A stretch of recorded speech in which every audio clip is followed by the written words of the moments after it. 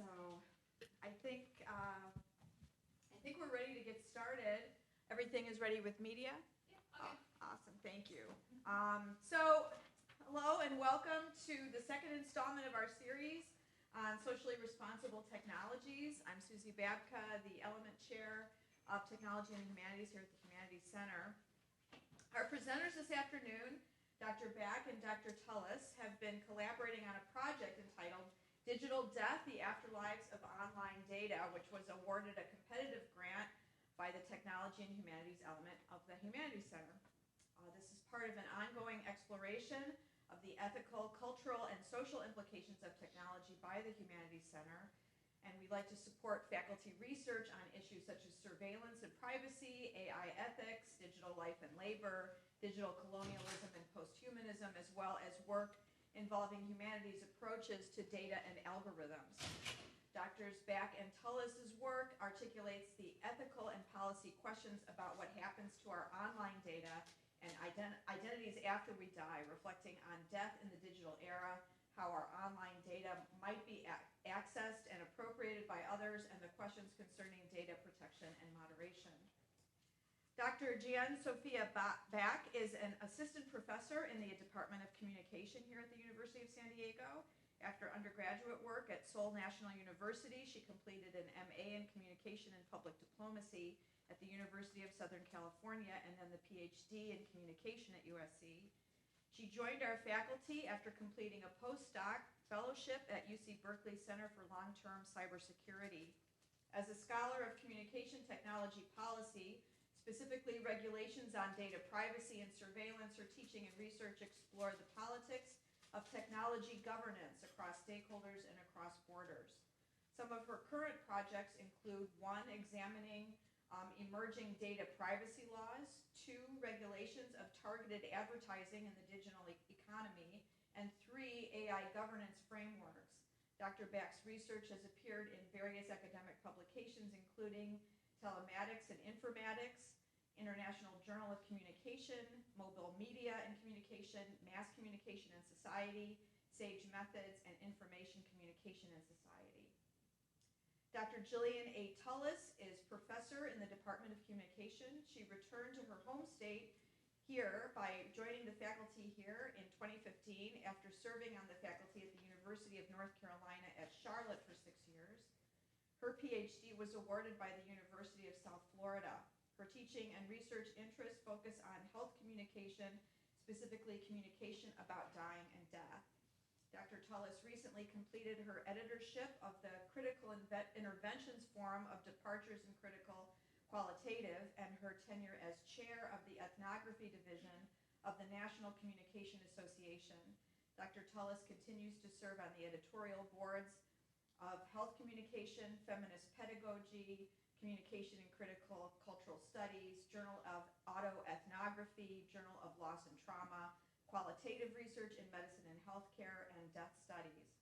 Dr. Tullis uses qualitative research to study a variety of end-of-life issues in healthcare settings, including hospice team communication with patients and their families about spirituality, dying, death, quality of life, and the meaning of a good death. She has published in the Journal of Medicine and the Person, in the American Cancer Society's Health Communication Journal, in the Journal of Qualitative Research in Medicine and Healthcare, Qualitative Inquiry Journal of Health Communication, Handbook of Autoethnography, and several others. Please welcome Drs. Baik and Dr. Tullis.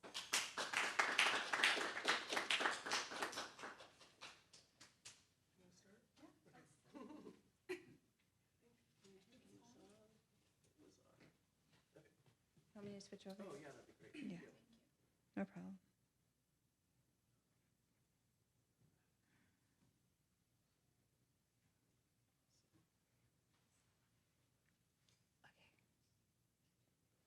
I think you're good to go.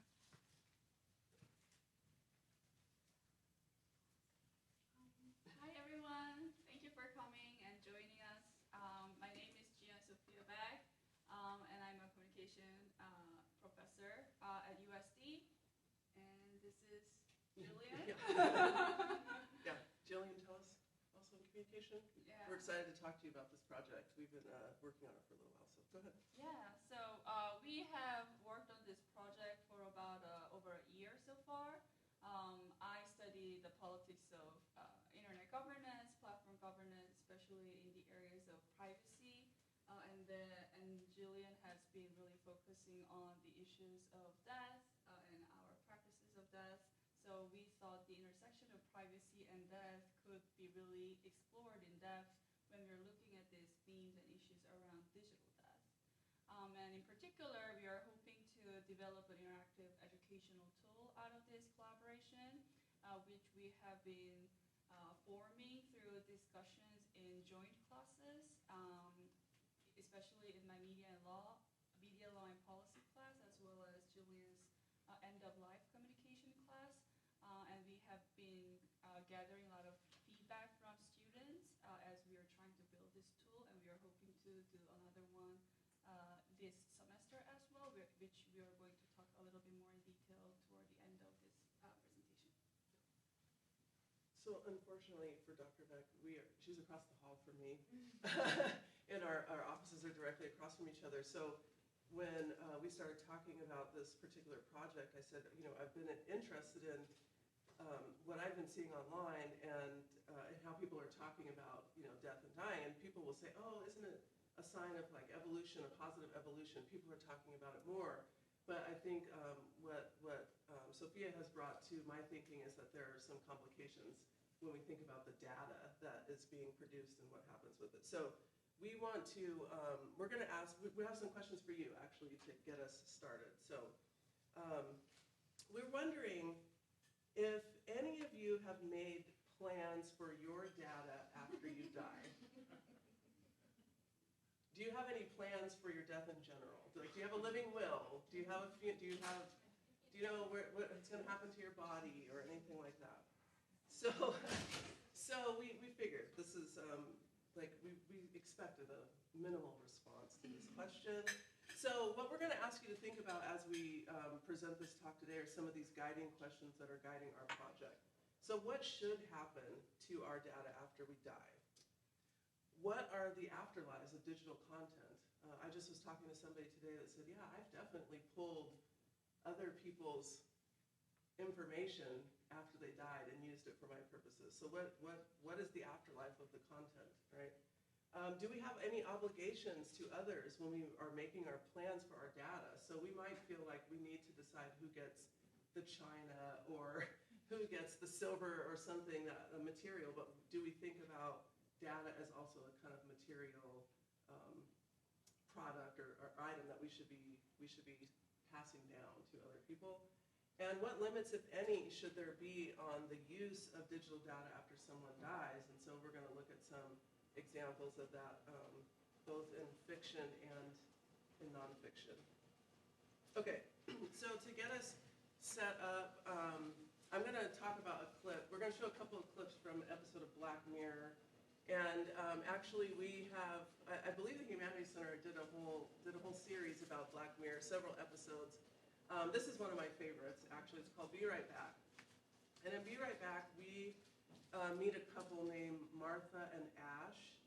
And Ash dies in a car accident.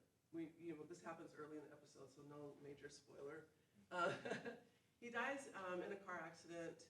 And Martha is really stunned by this. It was totally unexpected, as anybody would be when their partner dies. And you're going to see the first clip, where she is approached by someone at the funeral, at the memorial service for Ash. And this person is suggesting to her that she could use this new technology to make her, kind of help her manage her grief. Right? And so we're going to see how her reaction to this in the first part of the clip, and then once you see that, we'll explain the subsequent clip. To something that helps. It helped me. It will let you speak to him. I know he's dead, but it wouldn't work if he wasn't. And don't worry, it's not some crazy spiritual thing. He was a heavy user. He'd be perfect. Please, shut up. I mean, it's still in beta, but I've got an invite. Please, shut up. You won't even have to do anything. I'll just assign... Shut up! Hey. All right. I'm sorry.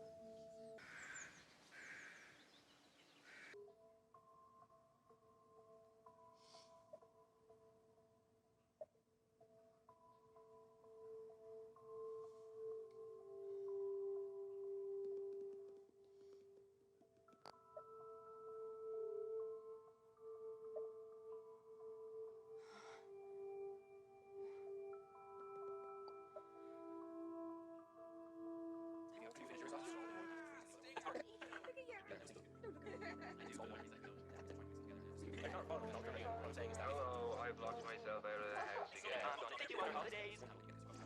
Where are you going? Go to meet your friends. Oh, I'm no good at birthday presents. I love you. Say something. Yeah.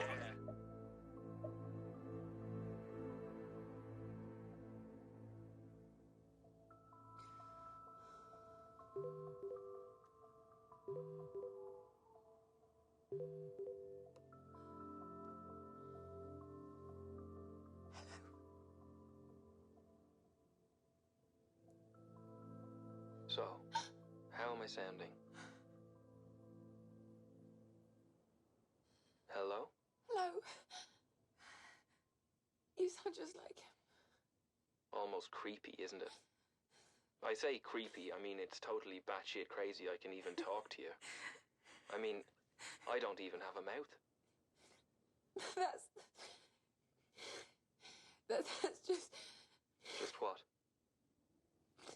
It's just the sort of thing that he would say. Well, that's why I said it.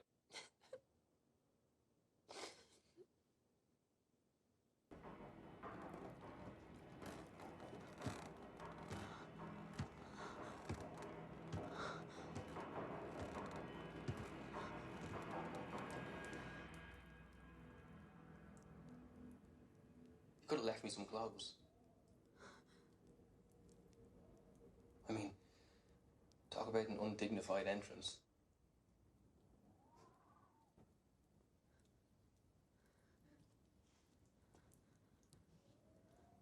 That's a bit creepy, what you're doing. It's release a towel. I'm dripping everywhere. Hello?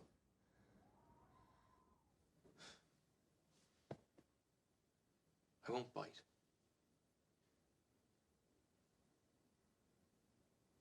I'm all right here for now. Would you like me to put some food on? Do you eat? No. I mean, I don't need to. I can chew and swallow if that makes it easier. Don't worry about it. It's fine.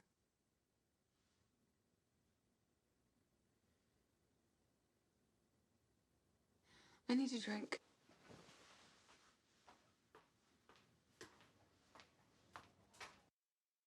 Now you can hear me better. But one thing I also wanted to point out is that there are a lot of legal issues that are embedded in these conceptualization. For example, whether we protect someone's postmortem privacy depending on the context of use. For example, private use versus commercial use or educational use. As well as whether these privacy rights, postmortem privacy rights, should be applicable to those private data or publicly available data as well, or whether we should prioritize the will of the deceased versus the preference of the bereaved when it comes to the privacy of the deceased. And as we could possibly imagine, there is a trove of data points we can think about, which then constitutes this so-called informational body, including all those memories, biometric information, our online search histories. We may not feel comfortable disclosing to everybody or even your close friends or family members, and all those social media data, both private and publicly accessible. And key values we as human beings prioritize and cherished, such as dignity and autonomy, are also considered in this context, and the question is really about whether we can or we should treat this informational body in the same way as postmortem physical body. And as we briefly mentioned earlier, it's not just other friends or family members that have access to our digital data, and oftentimes it is those giant platforms, like social media platforms in particular, who have access and governance of all this data we post on these venues. How many of you here have heard about Google's inactive account manager? Oh, some. This is a silver lining. How many of you have heard about Facebook's legacy contact? Yeah. Then how many of you have used this particular? Bravo. We at least have one person in the room. I see the hope here. So these kind of services and programs have become available to users of both Google and Facebook because these issues have become a huge public issue over time. And Google introduced this inactive account manager back in 2013. Of course, the details have been changed and improved over time. And the main purpose is that Google is offering an option to the users that where they can decide when Google should consider the particular account as inactive. Is it after I haven't used the particular account for about a year, for 2 years, for 10 years? How long? Maybe that can be the main question. And also, who should be the ones to be notified, and what kinds of content on Google could be shared with a designated person? You can set that up if you go to this feature, and also you can decide to just delete everything without considering all those details if that's your preference as well. And similarly, Facebook also offers this option of legacy contact, which was introduced back in 2015. And you can also designate a person who will take over your account once you die, before you die. And then you can allow that person to download all the contents or even decide whether to accept new friend requests or not. But the important part Facebook is highlighting here is that anything the designated person will post on your wall after you die will not be presented as if it's from you, because it should be clearly and explicitly presented that you have died and this account is now an account from the deceased. But again, this is just really a telling example for us to think about how this issue has been noticed by these giant platforms as well. But then they are not necessarily solving every issue or every possible ethical problem that is still embedded and that is still around us, because there is a giant industry which is now called digital afterlife industry that goes way beyond the scope of social media even. So this digital afterlife industry is the kind of industry that is making what we saw from the clip of Be Right Back more realistic and more feasible, I would say. And they are basically the commercial enterprises which are monetizing death online, as they are engaged in any of those production of commercial goods and or services using and involving the digital traces, digital remains of the deceased. There are various kinds of services, though, offered by this digital afterlife industry, which can be briefly summarized into these four. The first one could be the management of digital information, like how you will manage all those data after you die. So there are a lot of information management services being provided to help the users deal with the troves of data and all the problems that may come with it.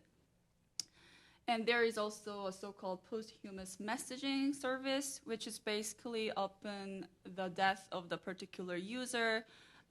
Those people the user has previously selected will be notified that the person has passed away, and any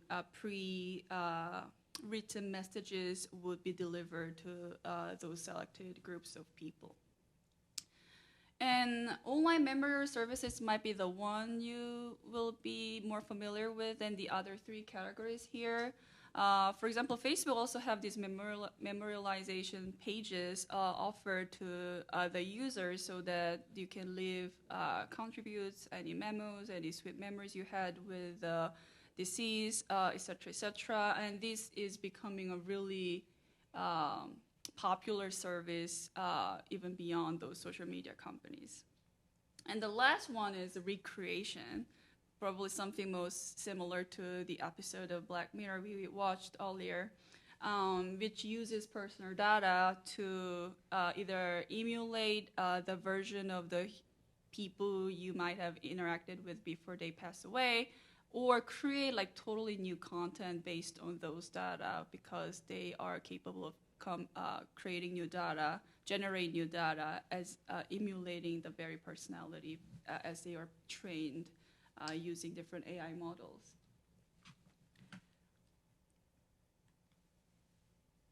So here are some examples. Has any of you in the room heard about Hereafter AI?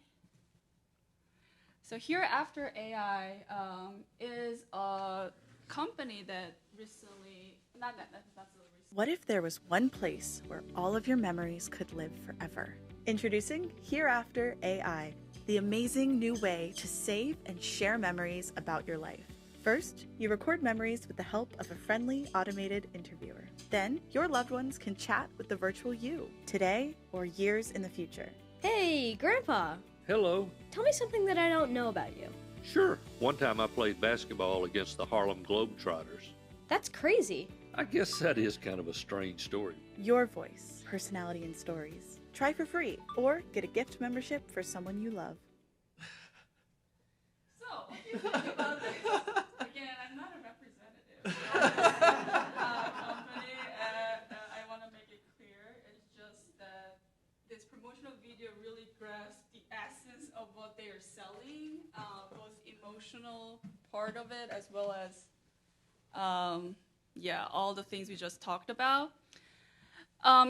This service is not necessarily something we saw from the clip Black Mirror, from the Be Right Back episode of Black Mirror series, in that it is not necessarily creating new contents, because what they're playing in the very app, in their very platform, is all the pre-recorded interview segments from the people who had an explicit consent for those interviews being recorded, as well as those are being done while they were alive.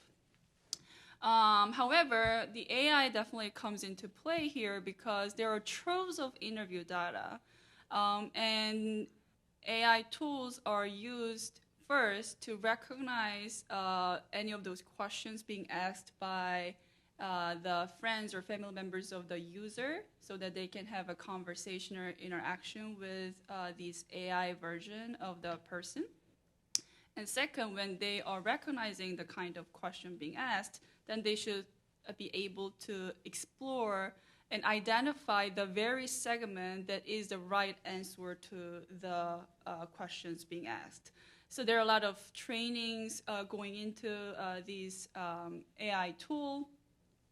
And even though it is not necessarily generating new content, so maybe some may think it is less creepy, but if you think about who is going to use this service and the amount of time and energy and resources, including money, that would be required for anybody to think about using this very service has its own implications. And the other example we wanted to introduce is a company called Replica. And Replica has been introduced and released back in 2017. And the birth of Replica is really interesting and close to what we are talking today, because the founder, she lost her friend in 2015. And she was mourning, and she was having this sense of loss because she couldn't really remember how that friend was like anymore over time. But then she remembered that they have these tons of WhatsApp messages exchanges that have been left, and thought about maybe I can create a chatbot version of my friend, and that's how this replica got started. So that is really exactly what we were just talking about. But then the current service of replica is not necessarily restricted to the use of remembering or interacting with the deceased, because it is actually sold more for those people who are alive who want to have a companion, AI companion, so to speak, which is really kind of a replica of yourself, so that you can have a most connected conversation, who can best understand me. That is the idea that is being promoted as of now. But we still thought that it is really relevant to our topic today, because this still can be used for the mourning processes and grieving processes. If anybody has created their own replica while they were alive, and somehow you gain access to the replica of that person, and you may start interacting with the very replica.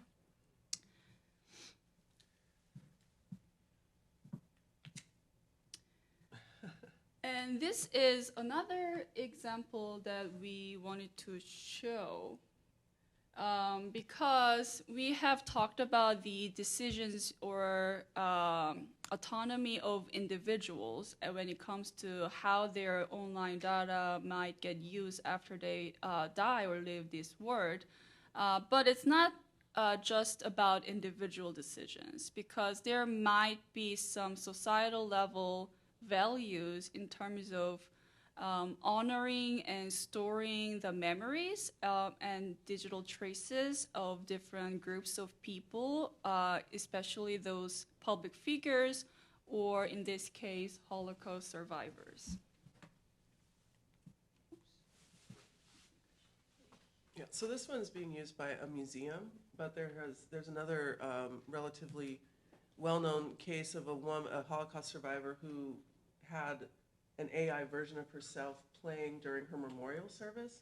So people were in the audience at her memorial service were able to ask the AI questions, and it would generate a response. So it's been used also in a private, more individual way.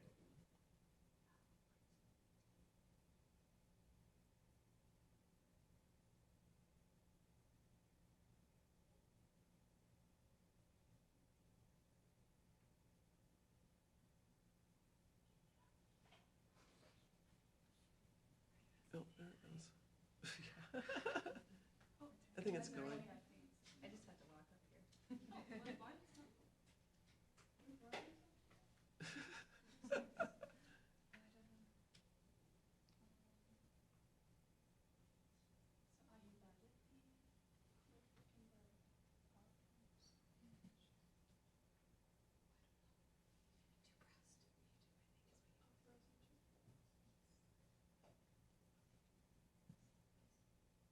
Technology's bad. That's the lesson. That's the lesson from this time.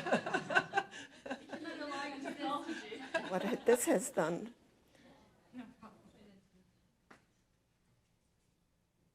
it stirred up a lot of the memories that I didn't want to think about anymore, that I thought were hidden.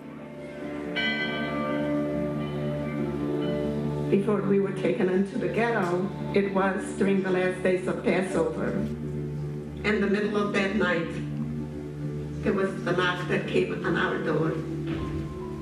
My mother opened the door, and there were soldiers standing there with a gun pointing at her. We lived in this ghetto until one day they came to take us to the train stations.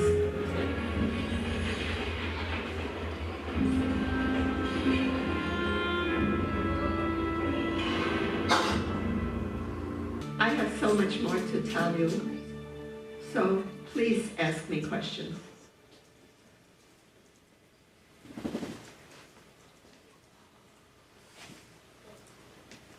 So does anyone have a question for Fritzy? Yes. What was the hardest part of your experience in the concentration camp? I thought I would die when I was walking towards the gas chambers. I thought I would die when I didn't have enough food. This theater is where we truly bring survivors' voice and stories to life with a three-dimensional hologram that is capable of having a conversation with our audience. And so the survivor has been recorded answering thousands of questions, and through that recording and application of custom voice interactive technology, our visitors are able to hear a story and then ask their own questions and literally have a conversation that is just about as lifelike as it could possibly be. It felt like Fritzy was right there on the stage. I didn't know. If my teachers didn't inform me that it was a hologram, I would have never known. I would think it was just her. It was amazing.